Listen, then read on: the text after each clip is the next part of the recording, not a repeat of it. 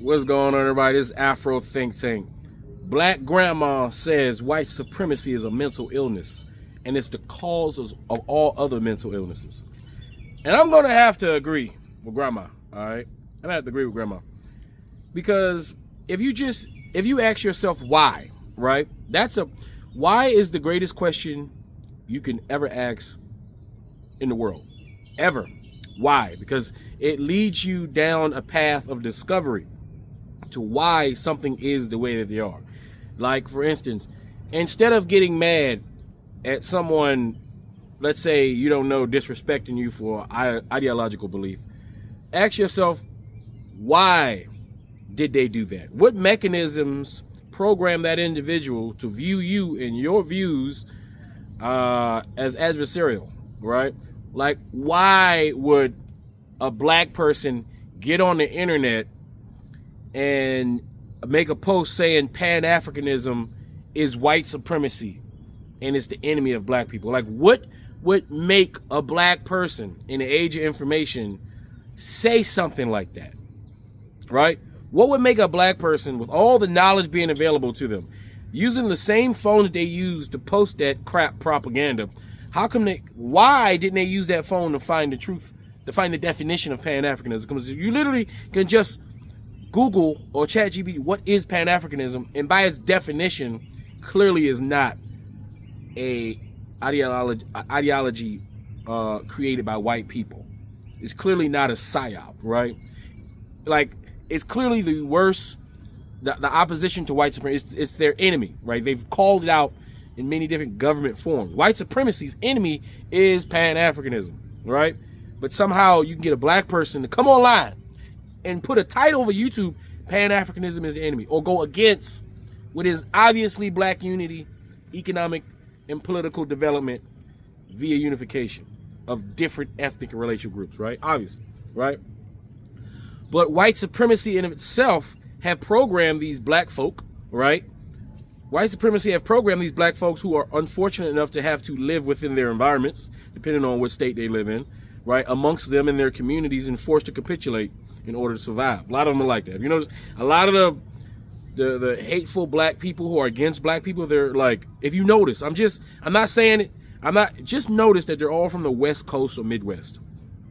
Just notice that all the anti-black people, for the most part, we got like one fake prince in Atlanta, right? He's kind of weird, right? But all the anti-Trumper black, like people who are not connected with real blackness, right? With the spirit and body of the African American, most of them are on the West Coast, separated, through the, economic, separated culturally from I'm just saying, have you noticed that?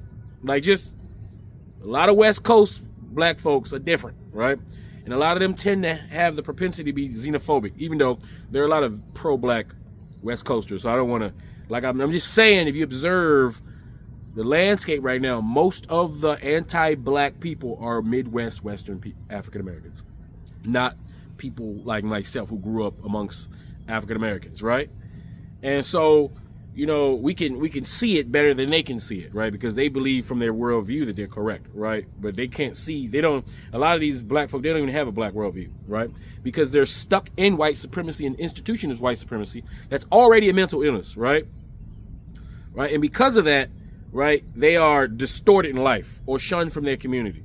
And look at white folks who still fall into their white supremacy habits. They literally destroy everything. What the world has provided, white supremacy destroys it, right? And creates hostile environments for other people, creating other mental illnesses, other reasons to have post-traumatic stress syndrome. Black people in general America suffer from post-traumatic slave syndrome. We still twitch a little bit. We suffer from post-traumatic Jim Crow system. We suffer from the war on drugs syndrome. Every time a police car is behind me, I get a natural feeling of fright, and I'm fight or flight. I have to get myself together because I don't know what kind of individual is in that cop car. I don't know if it's a black police officer or a white police officer. I feel more comfortable with black police officers, especially in my area. My area, as long as I see a black police officer, I know I probably did some shit wrong. All right? Or it's the first of the month, they got to get their ticket quotas. right? I'm gonna get a ticket. But I know I'm probably gonna leave that place alive. I'm 99% sure I'm gonna leave that place alive. When I see a white cop, I'm not sure at all. I have to be the one to de-escalate and control the situation. I'm the one that have to be the most professional in that environment in order to maintain the temperament of that police officer who I don't know is looking at me like I'm Hulk. Like I'm about to hit him with some metahuman powers or something. Right? Because they're so quick to draw their weapon because they are naturally afraid of black folks. Therefore, when they are in a situation where they have a tool to mitigate that, they'll go straight for it. Because their flight or fight response reacts, which is part of their mental illness. The fight or flight response that they have developed within their communities over hundreds of years of teaching themselves within their homes to be afraid of black people, to be scared of black people, to view black people as danger, danger, danger, to the point where the whole society, the whole white society in America are afraid of black people for the most part, to the point to where you could look at Donald Trump and say that guy should be the president of these United States. That showed us just how terrible and how much of a mental illness racism is. The whole country is suffering because of the mental illness of one racial group of people, one ethnic racial group of people, white Americans. The entire people die because of the decisions made by white supremacists that were put in place by white people in America who thought that Donald Trump was more qualified than Hillary Rodham Clinton. That Donald Trump was more qualified than Kamala Harris. Seasoned professionals. You thought that Donald Trump, the historical failed business person, the historical racist, right? The well-known and documented sex offender.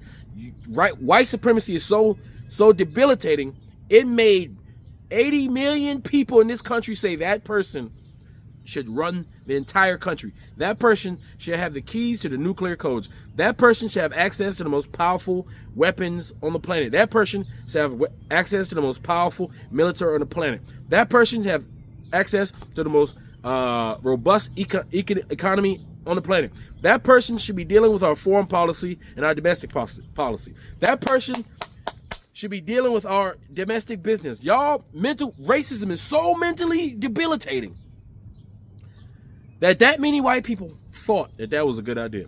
And while we see the world burn because of decisions of a whole wholly unqualified criminal in the White House and the wholly unqualified people in the White House, right? Somehow, the mental illness, right, of racism and the ego of the decision that they made and the fact that they don't want to accept responsibility for their actions has gotten it so this guy's still in office, still damaging the planet. Look, 160 schoolgirls got killed by a tomahawk missile because of racism. Sit with that. These are the same people that talk about Benghazi because a couple contractors who were, career contractors who got killed in another country conducting war. I mean, war people die on both sides. It's not like the movies, right? I know the movies, the good guy wins. He's Rambo. He kills 1 million people. He get a scrape on his face and maybe he gets shot in the shoulder or something like that. So y'all think it's TV. It's not TV. In war, people die on both sides. No matter how good one side is, no matter how much more technologically advanced one side is, people die on both sides of the war no matter what, right? Period. Right? But Benghazi was such a big deal, right? But we're not going to talk about everything Trump has done that made Benghazi look like nothing. Schoolgirls. Do you understand? Maybe if they were white schoolgirls, it would have mattered. Which I don't think it would have mattered, actually. Because the same white people and their racism is so bad, they don't care about the white schoolgirls in America that get killed by white men that have a mental illness, break down, and then go grab that legal AR-15 that's unnecessary for civilian life, and go into school and air out the school and take away babies who just wanted to learn. The mental illness of white supremacy is so bad that white supremacists will allow killers to go into their schools of education and kill their people. They're okay. They can tolerate that type of criminality within their community because it still maintains the things they want, which is guns, and they need those guns for white supremacy because without those guns, they can't compete with that big scary black man.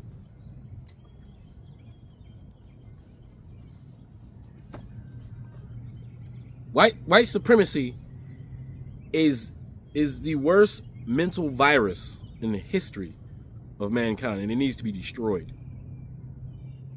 And that, in fact, is the truth. But anyway, you guys tell me what you think in the comment section. I'm gonna let this individual speak on it more. Tell me what you think in the comment section. This is Afro Think Tank. Learn something, teach something. I'm out. No wonder my grandfather put a rifle in my hand. When I was 8 years old, a .22 rifle taught me how to load it, how to clean it. He was preparing me, and that was 1959. Did you know America could ever sink so low? But look at here, motherfuckers. We've been here the whole motherfucking time. Been treated like shit on the bottom of your motherfucking shoe. Knowing full well, we didn't know, but we know now, white supremacy is a mental illness. It's a mental illness. And it's the cause of all the other mental illnesses. Pride goeth before a fall. I am not following no shit-stained motherfucker, 'cause I gotta live up to somebody's image of how I'm supposed to behave when I'm being fucking raped and robbed. Look here, skank. Consonants, vowels, sounds, they not bullets. I am not impressed by no motherfucker scribbling some bullshit on a sign and getting thrown out. You, Nick, who you think you fooling with that bullshit? You don't care because you are a millionaire. This shit gonna burn to the ground. Y'all let it go too far. You let it, you Dems, you let it go too far. You never stood up. You put all this shit on the poor brown Democrats to save all the Democrats. You motherfucking Democrats fed President Obama to the damn dogs.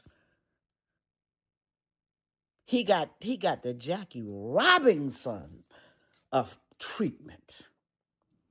Now America's in a shithole. Whoa, whoa! You talk about chickens coming home to roost.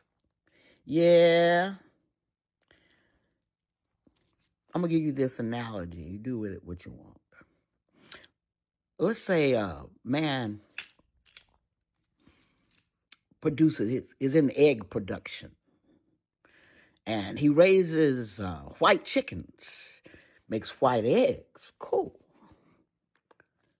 But you know chickens come in all colors. You got brown chickens, you got speckled chickens, so eggs come in all colors. You got brown eggs, blue eggs, speckled eggs, etc., etc., etc. And they're very nutritious. I understand brown eggs are more nutritious and taste better than white eggs, I heard. Well, I don't know. Are they more expensive? I don't know. I know people like eggs. And if some chicken farmer decided he gonna throw away all the only eggs he gonna sell are the white eggs, and he gonna get rid of all the multicolored eggs. How long that motherfucker gonna be in business? Yeah, cause and effect. Let them get rid of all the brown people. Let them find out how sorry some people are, and color ain't got shit to do with it. Gender ain't got shit to do, but they lying. They're lying, just lying their damn ass off. And now you see why they lying. Ooh, some nasty, nasty, nasty, common ass. Yeah, that's speaking in tongues. I'm so glad they rejected me. I'm so glad they didn't want my black ass. Oh, be color struck. Yeah, if you motherfuckers gonna be color struck, don't leave black children alone. Leave all children alone. Leave. Hey, oh, you gonna God gonna get you. That's why I'm grinning. Oh, yes, yes, yes. I know you pretend like you believe in a higher power. You don't. You only believe in your own fucking lies. But I know what I know. And you gonna get what you deserve. You gonna rule the day. Yeah. Took a long time, long time. Long time. But in the meantime, we benefited. That's why I'm glowing in the backfire. I'm growing and glowing in the backfire. Have a beautiful, absolutely beautiful day today. God bless you. Lord, we need your peace. Lord, we need your joy.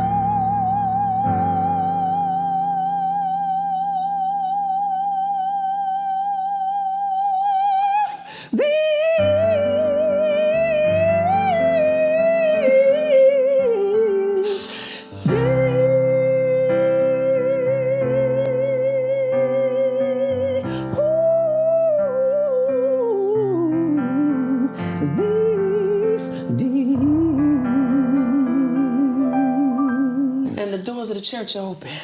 Free Sudan! Boycott diamonds and gold! Free Sudan! Boycott diamonds and gold! We most definitely cannot forget about the people of Sudan. Thanks for watching Afro Think Tank. Don't forget to like, share, and subscribe. And follow me on Substack and Patreon for more content. Remember, it's Pan-Africanism or nothing.